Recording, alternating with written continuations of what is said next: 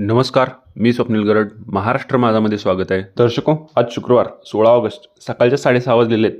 आत्ताच हाती आलेल्या माहितीनुसार आपण उजनी धरणाची अपडेट पाहूया.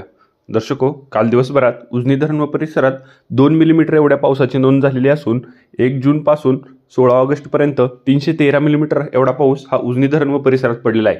त्याचबरोबर सोलापूर जिल्हा व आसपासच्या परिसरातही काल दिवसभरात 1.1 मिलीमीटर पावसाची नोंद झालेली असून 1 जूनपासून आज तागायत 323.3 मिलीमीटर एवढा पाऊस सोलापूर जिल्हा व आसपासच्या परिसरात पडलेला आहे.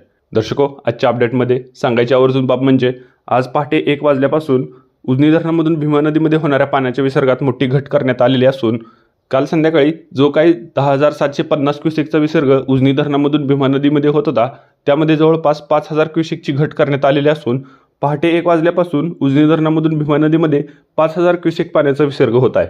त्याचबरोबर पाठीमागील 2-3 दिवसापासून पुणे जिल्हा आसपासच्या परिसरात पावसाने दिलेल्या विश्रांतीमुळे दौंड येथून येणाऱ्या विसर्गातही घट होत आहे.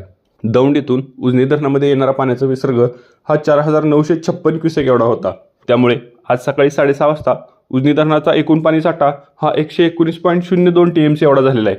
त्यामधील 55.36 TMC हा उपयुक्त पाणी साठा आहे. हाती आलेल्या अपडेटनुसार उजनी धरणाची पाण्याची पातळी ही 103.34% एवढी झालेली आहे. उजनी धरणामधून जो काही पाण्याचा विसर्ग होतोय त्यामध्ये सीना-माढा डाव्या कालव्यामध्ये 280 क्युसेकचा विसर्ग होत असून दहिगाव उपसा सिंचन योजनेमध्येही 80 क्युसेकचा विसर्ग होतोय. त्याचबरोबर बोगद्यामधूनही 900 क्युसेकचा विसर्ग होत असून उजनी धरणामधून मुख्य कॅनलमध्ये 2200 क्युसेकचा विसर्ग होतोय. ऊर्जा निर्मितीसाठी 1600 क्युसेकचा विसर्ग होत आहे. असा एकूण उजनी धरणामधून 6,600 क्युसेक पाण्याचा विसर्ग होत आहे. जरी पाठीमागील 4 दिवसांपासून सोलापूर जिल्हा व आसपासच्या परिसरात पावसाने विश्रांती दिली असली तरी काल दिवसभर सोलापूर जिल्हा व परिसरामध्ये काही ठिकाणी तुरळक तर काही ठिकाणी मध्यम पावसाची नोंद झाली.